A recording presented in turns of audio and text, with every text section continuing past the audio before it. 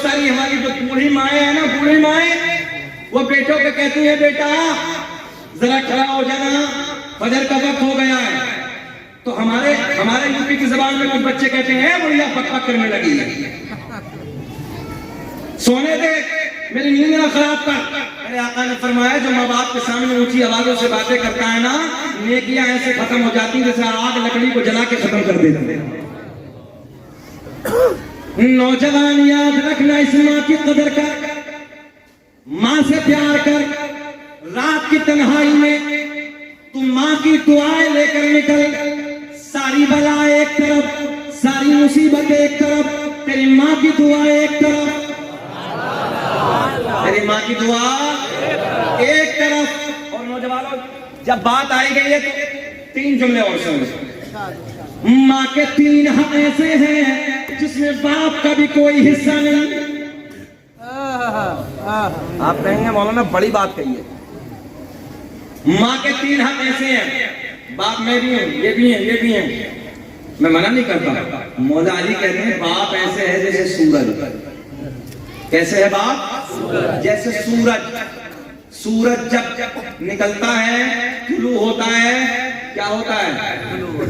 उजाला। क्या होता है? उजाला। और डूब जाता है तब अंधेरा। जरा बोलने में क्या होता है?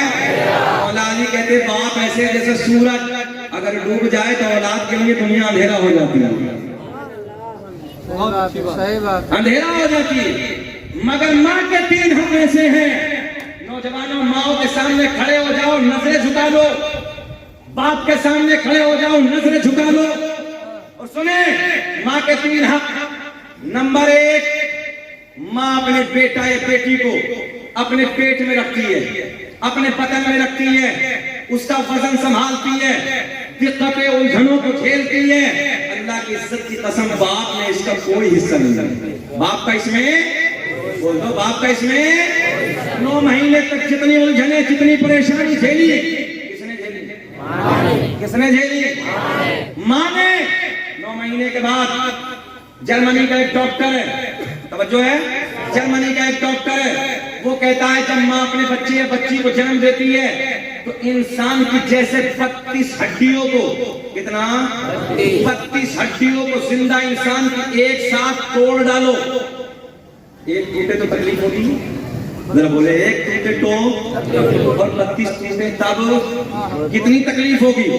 जर्मनी का डॉक्टर कहता है 32 हड्डियों को एक साथ तोड़ डालो, उनमें इतनी तकलीफ नहीं होती जब माँ बच्चे को जन्म देती है, जब उसमें इतनी तकलीफ होगी। आका ने फरमाया इसमें भी माँ, इसमें भी बाप का कोई हिस्सा नहीं। जन्म देने में सारी पावर, सारा कमाल माँ का, बोलो है, समझो है। नंबर 3, 2 साल तक अपनी पिस्तान का खून दूध की शक्ल में तुम्हारे हलक में उतारती है, इसमें बाप का कोई हिस्सा नहीं। तभी तो फिर मेरा दिल कहता है दुनिया में मुझे जो भी मिला, जितना मिला है। अब वो बोलेंगे जो माँ बाप से प्यार करते हैं, और जो गुस्ताखी करते हैं वो बैठ जाएंगे। जो प्यार करने वाले हैं वो मुस्कुरा के जवाब देना है कि दुनिया में मुझे जो भी मिला, जितना मिला है, सब कुछ ये मेरे माँ की दुआ का सिला है। और माँ बाप के उठे हुए हाथों की बदौलत ना जाने मेरे रब ने मुझे क्या क्या दिया है। अल्लाह, बेशक, माशाअल्लाह, माशाअल्लाह, नारायण इस्लाम, नारायण हैदरी, नारायण हैदरी, नारायण तकबीर, नारायण इस्लाम। तवज्जो है। अब सजदे लाख कर लो। ये भी सुन ले, तुम्हारे नबी की ज़बान, ए नौजवानों बस यहाँ लिख के ले जाओ, यहाँ लिख लो इस जुमले को। मेरे आका ने फरमाया लाख सदका कर ले, लाख ज़कात दे दे, लाख खैरात कर ले, लाख सजदे कर ले, नमाज़ रात पढ़ ले, छोड़ या इधर की बातें, खाना काबा में चला जा, मक्का जाने के बाद खाने काबा का खिलाफ पकड़ के सर रगड़ के मर जा। अल्लाह ने फरमाया एक सजदा भी मेरी बारगाह में तेरा कबूल नहीं होगा अगर तेरे माँ तेरा बाप तुझसे नाराज है।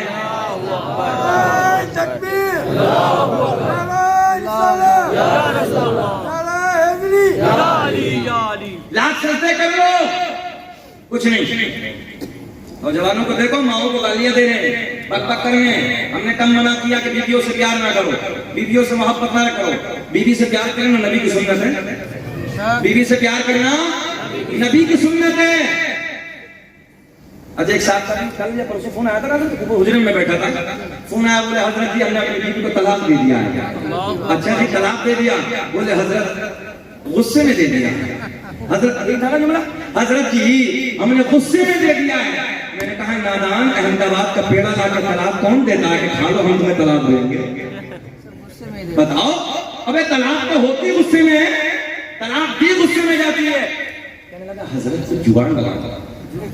अच्छा ये इंडिया का जुगाड़ ही बड़ा अजीब है। कहने लगे हजरत जी को जुगाड़ लगा। तेरे बाप का मुंह कर में जुगाड़ लगाएगा? तलाक देने से पहले नहीं आया कि हजरत बनने ही तो जुगाड़ लगा दो? अब एक पहले आता तो जुगाड़ लगाता। अब तो मैगजीन में जितनी गोलियां थी सब खाली कर दी, अब कहां से होगा?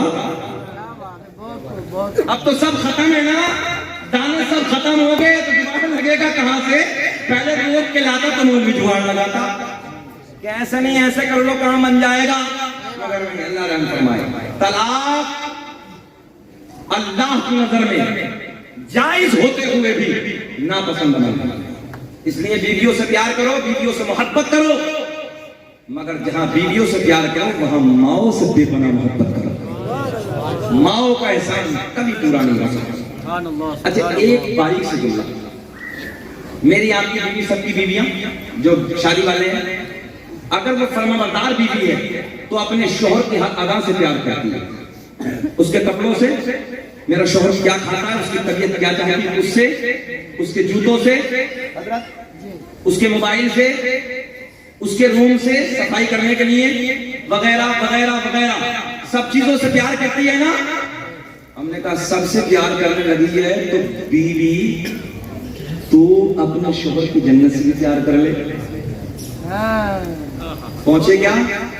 अभी नहीं पहुंचे, आगे तो नेटवर्क नहीं आएगा, नेटवर्क गायब है ना। बीएसएनएल जोर, हाँ देख रहे हैं बीएसएनएल का तेजी से अब ज्यादा है ना, आगे बढ़ने लगा है। घबराइए मत, ऐसा मत करिए जैसे पहाड़ियों के झुरमुट में बीएसएनएल का नेटवर्क जाम हो जाता है।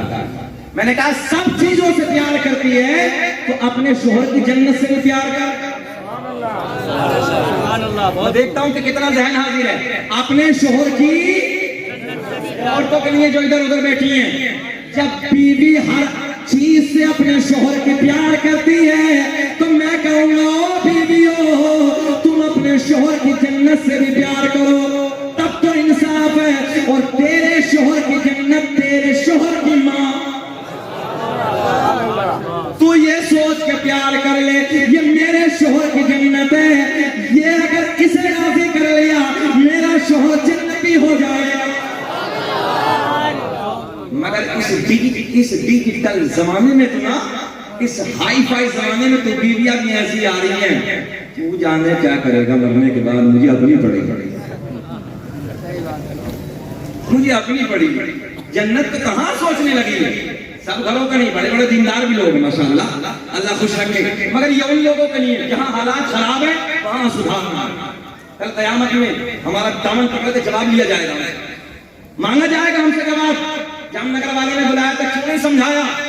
याद रखना सबसे पहले कयामत में आलिमों से सवाल होगा, हम कौम के रहबर हैं, कौम के जिम्मेदार हैं, क्यों नहीं बताया तुम जानते थे? इसलिए कम से कम हाथ तो खड़े कर सकते हैं हम, मौला बताया था, अमल इन में ना करा, जो है हमने बताया था। फिर वही शेर जैसी गर्मी वैसी भरनी, ना माने तो करके देख, जन्नत भी है दोज़ख भी है, ना माने बेचैनी तो नहीं, घूर घूर के तो नहीं देख रहे, सब सुनना चाहते हैं ना।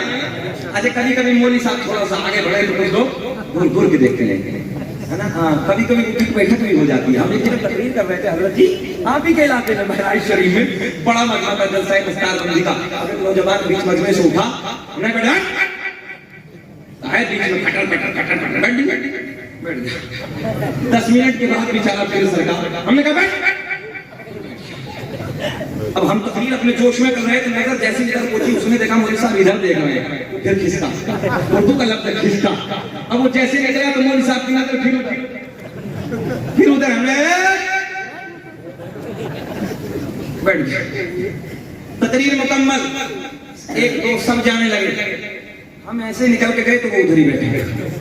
हमने कहा बिटवा तकरीर के दरमियान कभी इधर कभी उधर आप काहे होगा, क्यों नहीं जाते हो? बोले मौलवी साहब खैरियत ऐसी में अपने रूम पे चले जाओ। हमने कहा बेटा बात क्या हुआ? बोले हम जिस लिए जा रहे हैं सर इधर ही हो गया।